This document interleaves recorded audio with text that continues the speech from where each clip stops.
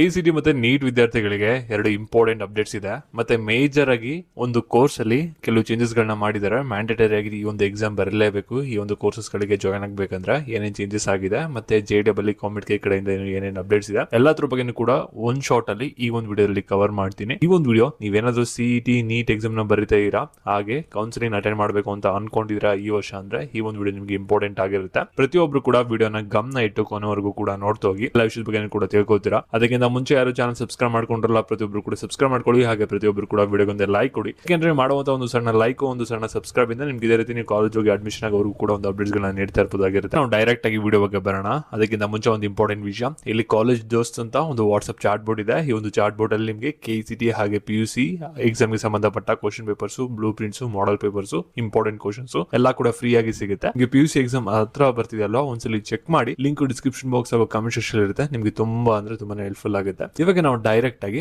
Video ಬಗ್ಗೆ ಬರೋಣ. ಇಲ್ಲಿ ನೋಡಿ, ಇವಾಗ ಲೇಟೆಸ್ಟ್ ಆಗಿ ಏನೇನು ಅಪ್ಡೇಟ್ಸ್ ಬಂದಿದೆ JEE ಹಾಗೆ ಕಾಮೆಂಟ್ ಬಗ್ಗೆ, ಅದ್ರ ಬಗ್ಗೆ ಫಸ್ಟ್ ತಿಳಿಸ್ಕೊಡ್ತೀನಿ. ಅದಾದ್ಮೇಲೆ KCET ಮತ್ತೆ ನೀಟ್ ಸ್ಟೂಡೆಂಟ್ಸ್ ಗಳಿಗೆ ಏನೊಂದು ಅಪ್ಡೇಟ್ಸ್ ಬಂದಿದೆ ಅದ್ರ ಬಗ್ಗೆ ತಿಳಿಸ್ಕೊಡ್ತೀನಿ.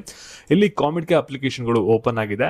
ಇವಾಗ 16ನೇ ತಾರೀಕು ಮಾರ್ಚ್ ಲಾಸ್ಟ್ ಡೇಟ್ ಆಗಿರುತ್ತೆ. ಅಷ್ಟರೊಳಗಡೆ ಅಪ್ಲೈ ಮಾಡ್ಕೋಬೇಕು. ಇಲ್ಲಿ KA ಕೌನ್ಸಿಲಿಂಗ್ ಅಲ್ಲಿ ಕೆಲವು ಇಂಜಿನಿಯರಿಂಗ್ ಕಾಲೇಜ್ಗಳು ಪಾರ್ಟಿಸಿಪೇಟ್ ಮಾಡಲ್ಲ, ಕಾಮೆಂಟ್ ಮಾತ್ರ ಪಾರ್ಟಿಸಿಪೇಟ್ ಮಾಡುತ್ತೆ. ಆ ಒಂದು ಕಾಲೇಜ್ಗಳಿಗೆ ನೀವು ಅಪ್ಲೈ ಮಾಡ್ಬೇಕಂದ್ರೆ ಈ ಒಂದು ಅಪ್ಲಿಕೇಶನ್ ನೀವು ಹಾಕೋಬಹುದು. ಆದ್ರೆ ಇದರಲ್ಲಿ ಕಾಲೇಜ್ ಫೀಸಸ್ ಏನಿರುತ್ತೆ ಅಂದ್ರೆ ತುಂಬಾ ಜಾಸ್ತಿ ಇರುತ್ತೆ KA ಕಂಪೇರ್ ಮಾಡ್ಕೊಂಡ್ರೆ. ಅದನ್ನ ನೀವು ತಲೆಯಲ್ಲಿ ಇಟ್ಕೊಂಡು ನಿಮ್ಗೆ ಯಾರಿಗೆ ಇಂಟ್ರೆಸ್ಟ್ ಇರುತ್ತೆ ಕಾಮೆಂಟ್ ಎಕ್ಸಾಮ್ಗೆ ಅಪ್ಲೈ ಮಾಡ್ಕೊಳ್ಳಿ. ಓಕೆನಾ. ನಂತರ ಇವಾಗ ನೀಟ್ ಕಡೆಯಿಂದ ಇನ್ನೂ ಸದ್ಯಕ್ಕೆ ಯಾವುದೇ ತರಹದ ಒಂದು ಅಪ್ಡೇಟ್ ಇಲ್ಲ. ನೀಟ್ ಅಪ್ಲಿಕೇಶನ್ ಆದಷ್ಟು ಬೇಗ ಓಪನ್ ಆಗುತ್ತೆ, ವೆಯ್ಟ್ ಮಾಡಿ.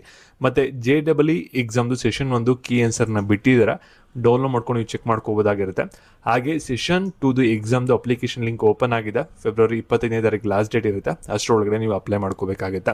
ಇವಾಗ ನಿಮಗೆ ಏನಾದರೂ ಟೆಲಿಗ್ರಾಮ್ ಮತ್ತು ವಾಟ್ಸಪ್ ಚಾನಲ್ ರೆಗ್ಯುಲರ್ ಆಗಿ ಅಪ್ಡೇಟ್ಸ್ ಬೇಕು, ಯಾವುದಾದ್ರು ಸಿಂಗಲ್ ಅಪ್ಡೇಟ್ಸ್ಗಳು ಮಿಸ್ ಆಗಬಾರ್ದು ಅಂದರೆ ಡಿಸ್ಕ್ರಿಪ್ಷನ್ ಬಾಕ್ಸಲ್ಲಿ ಲಿಂಕ್ ಇರುತ್ತೆ, ಡೈರೆಕ್ಟ್ ಲಿಂಕು ಕ್ಲಿಕ್ ಮಾಡ್ಬಿಟ್ಟು ಪ್ರತಿಯೊಬ್ಬರು ಕೂಡ ಜಾಯ್ನ್ ಆಗಿ ಅಲ್ಲಿ ಕ್ವಿಕ್ ಆಗಿ ನಿಮಗೆ ಅಪ್ಡೇಟ್ಸ್ಗಳು ಸಿಗ್ತಾ ಇರುತ್ತೆ. ಓಕೆನಾ. ಇವಾಗ ಪ್ರತಿಯೊಬ್ಬರು ಕೂಡ ವಿಡಿಯೋನ ಗಮನ ಇಟ್ಟು ನೋಡ್ತಾ ಹೋಗಿ. ಇವಾಗ KA ಅಪ್ಲಿಕೇಶನ್ ನಿಮಗೆ ಯಾರಿಗಾರಿಗೆ ಡೌನ್ಲೋಡ್ ಮಾಡ್ಕೊಳಕ್ಕೆ ಆಗ್ತಾ ಇರಲಿಲ್ಲ, ನೀವೆಲ್ಲರೂ ಕೂಡ ಇವಾಗ KA ಅಪ್ಲಿಕೇಶನ್ ಡೌನ್ಲೋಡ್ ಮಾಡ್ಕೋಬಹುದು.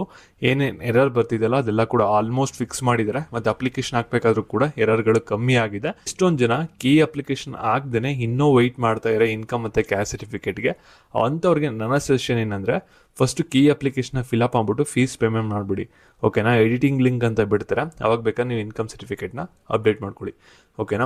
ಮತ್ತು ನೀವು ಸಾಕಷ್ಟು ಜನ ಕೇಳ್ತಾ ಇರೋ ಒಂದು ಮೆಂಬರ್ಶಿಪ್ಗೆ ಜಾಯ್ನ್ ಮಾಡ್ಕೊಳ್ಳಿ ಅಂತ. ಆದರೆ KA ಅಪ್ಲಿಕೇಶನ್ ನಮ್ಮದು ಜಾಸ್ತಿ ಜನ ಜಾಯ್ನ್ ಆಗಿರೋದ್ರಿಂದ ಅವ್ರದ್ದು ಹ್ಯಾಂಡಲ್ನ ಮಾಡ್ತಾ ಇದ್ದೀವಿ. ಇವಾಗ ಸದ್ಯಕ್ಕೆ ಓಪನ್ ಆಗಲ್ಲ. ನೀಟ್ ಅಪ್ಲಿಕೇಶನ್ ಸ್ಟಾರ್ಟ್ ಆದಾಗ ಓಪನ್ ಮಾಡ್ತೀವಿ, ಅವಾಗ ಇಂಟ್ರೆಸ್ಟ್ ಇರೋರು ಜಾಯ್ನ್ ಆಗ್ಬೋದು. ಅದಕ್ಕೋಸ್ಕರ ಕಳೆದ ವಿಡಿಯೋಸ್ಗಳಲ್ಲಿ ನಾವು ಏನು ಕೂಡ ಇಲ್ಲಿ ಮೆಂಬರ್ಶಿಪ್ ಬಗ್ಗೆ ಪ್ರಮೋಟ್ ಮಾಡ್ತಾ ಇಲ್ಲ. ಓಕೆನಾ. ಇಲ್ಲಿ ನೆಕ್ಸ್ಟ್ ಒಂದು ಇಂಪಾರ್ಟೆಂಟ್ ಅಪ್ಡೇಟ್ ಇದೆ. ಏನಂದರೆ ಇವಾಗ KA ಬ್ರೂಚರಲ್ಲಿ ಏನಂತ ಕೊಟ್ಟಿದ್ರೆ ಅಂದರೆ, BPT ಮತ್ತು BPO ಕೋರ್ಸಸ್ಗಳಿಗೆ ಇದಕ್ಕೆ ಯಾವುದೇ ಥರದ ಎಕ್ಸಾಮ್ ಬೇಡ, PU ಮಾರ್ಕ್ಸ್ ಮೇಲೆ ನಾವು ನಿಮಗೆ ಒಂದು ಅಡ್ಮಿಷನ್ನ ಮಾಡಿಸ್ತೀವಿ KA ಕೌನ್ಸಿಲಿಂಗ್ ಮುಖಾಂತರ ಅಂತ ಹೇಳಿದರೆ. ಓಕೆನಾ. ಆದರೆ ಈ ವರ್ಷ ಈ ಒಂದು ರೂಲ್ಸ್ ಚೇಂಜಸ್ ಆಗಿದೆ. ಏನಂದರೆ ನೀಟ್ ಎಕ್ಸಾಮ್ ಬರೆಯೋದು ಮ್ಯಾಂಡೇಟರಿ ಆಗಿರುತ್ತೆ.